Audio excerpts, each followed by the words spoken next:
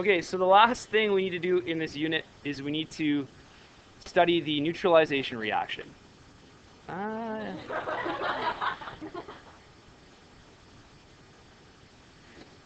That's strange. We got a green letter there for some reason. Not really sure why. So basically a neutralization reaction is just a reaction between an acid and a base. And what it does is it brings the pH back to a neutral pH. So let's just recall neutral pH is 7.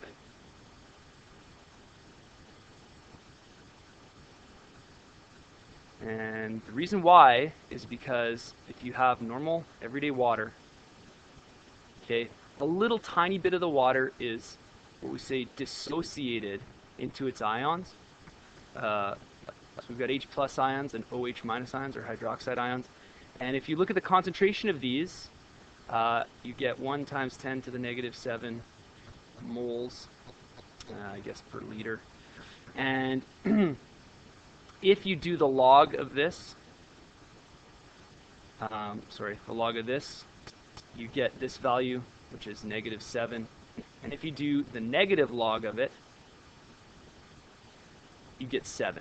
Okay? So what we're saying is the negative log, the H plus concentration, designated by pH, works out to be 7. Okay? So we're just saying the pH of water is 7, and we consider that to be neutral. So now let's remember what happens if we say take some water and we add acid to that water. So what's going on in that scenario is we're taking essentially an ionic compound, for example, HCl, so hydrochloric acid, and putting some of that into this water. And what that's going to do is it's going to add extra H pluses that weren't there before. It's going to increase the concentration of H plus. So what will happen is this number will become negative 6, negative 5, negative 4, negative 3, negative 2, negative 1, and then 0, and so on. And as that happens, the pH drops, right? The pH is just this number, but positive. Okay, so as you add more H plus, this number gets larger.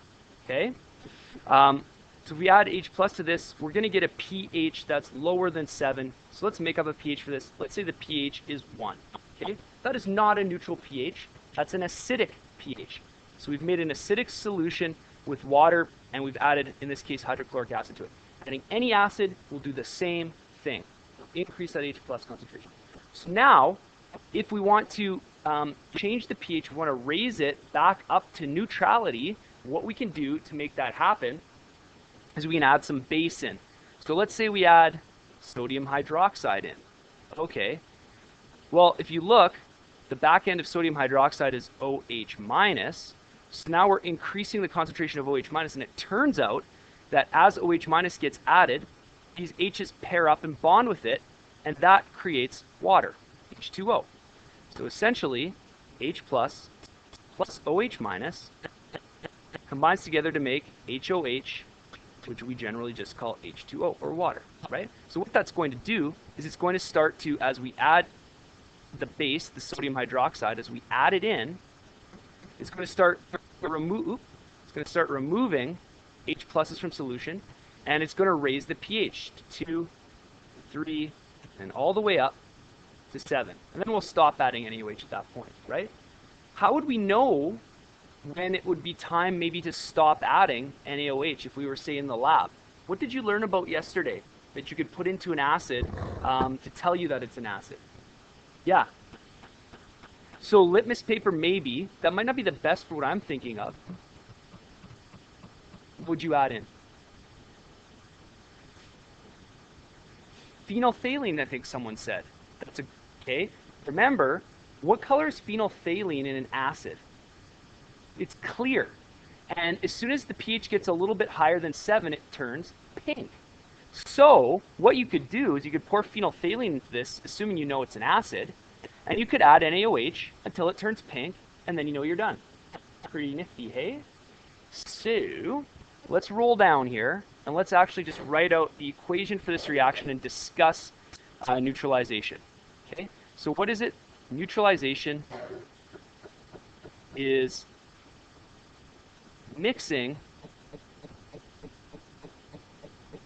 acids and bases in order to bring pH back to 7. Okay? You can add acid to base or base to acid. It doesn't really matter. It's still considered neutralization. And generally, you stop when you come to the pH of 7. Okay? So the general formula for neutralization looks very much like a double displacement reaction. Okay? Except in this case, you're going to have H attached to some anion, right? So there's H plus, and there's your negative anion, plus a positive cation and an anion, a hydroxide anion, I should say. And what you're going to get after you do this is you're going to get a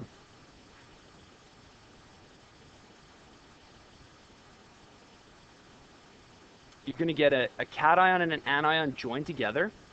Okay, so this makes just what's called a salt, which is the general term for any ionic compound with a metal and a non-metal, and water. Okay, so it's very, very similar to what we looked at before, where you had AB plus CD gives us CB plus AD. So it's a type of double displacement reaction, but it happens between an acid and a base. Okay? So we can say in neutralization is a double displacement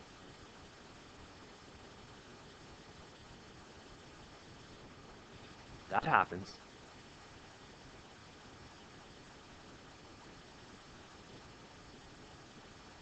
between an acid and a base.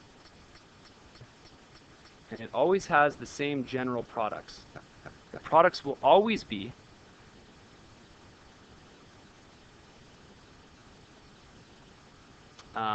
salt and water. Okay? Let's do an example. The example above was HCl. Sorry, I rolled that up probably too fast.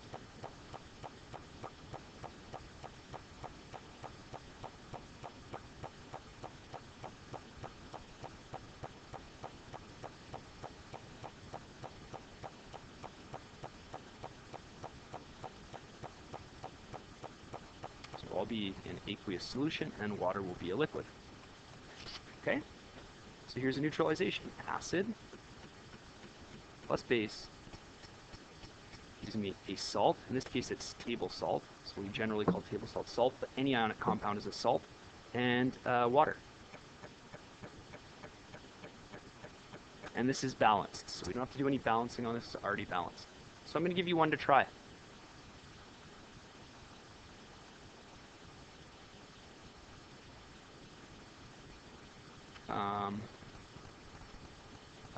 That's not a good one. I don't want to do that. Sorry. I want to make you have to balance it, and that one won't have any balancing. So let me fix it.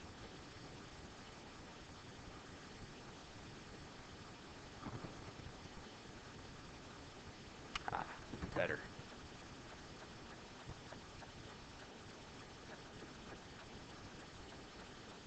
Okay, so what I want you to do is I want you to recognize that this is an acid and this is a base. And I want you to write the products, and I want you to balance. And I also want you to write the names of these chemicals. Okay, so I'm going to give you a second to do that. Okay, so that's probably enough time to have taken a crack at this. Let's just, before we blindly rush in here, let's take a look at and think about what we're looking at here. What is this ion right here? Oh dear, don't be doing this. Yeah, you're right. Hang on here. Let's pause. Okay, so again, let's try to figure out what we're dealing with here. I'm really worried. Uh-oh, I don't see my pen cursor now. I'm not sure why this thing's so finicky sometimes. Okay, so this is a sulfate ion. Now it's like a strange shape. Okay, and a sulfate ion has a charge of 2-, right? So if you look on your table of common ions, you'll find this, and you'll see that its charge is 2-. And you probably were able to pick that out because there's two H's, and each of them is going to have a single plus charge. If you look over here, you've got aluminum, which is a metallic ion with a 3 plus charge, and you have 3 OH minuses like that. So what we're going to do is we're going to rearrange things, right? So you're going to end up with aluminum sulfate. Now you've got a 2 minus and a 3 plus. So what you'll have to do is you have to go Al2, SO4, 3.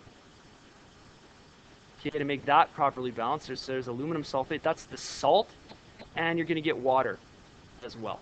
Okay. So to balance it out, you'll see we need at least 3 OHs over here on this side. So we put a 3 there. And you'll also notice that we need 2 aluminums over here. Okay, so wait a minute, that doesn't quite work. Oh, I can get rid of this.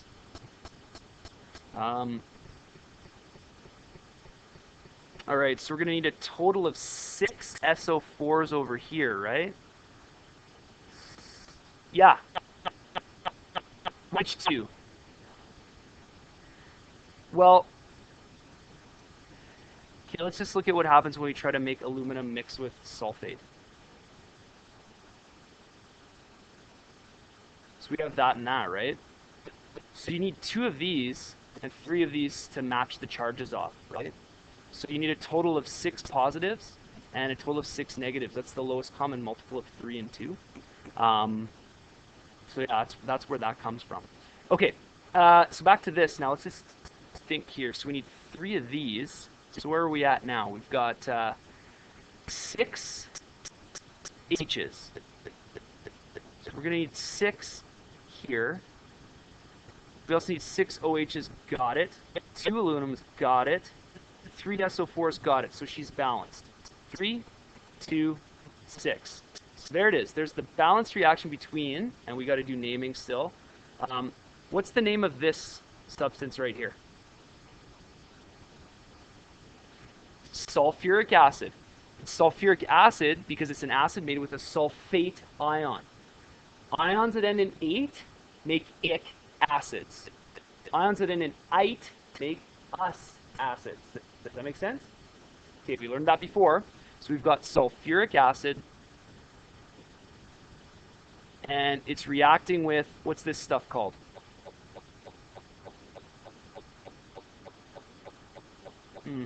Good.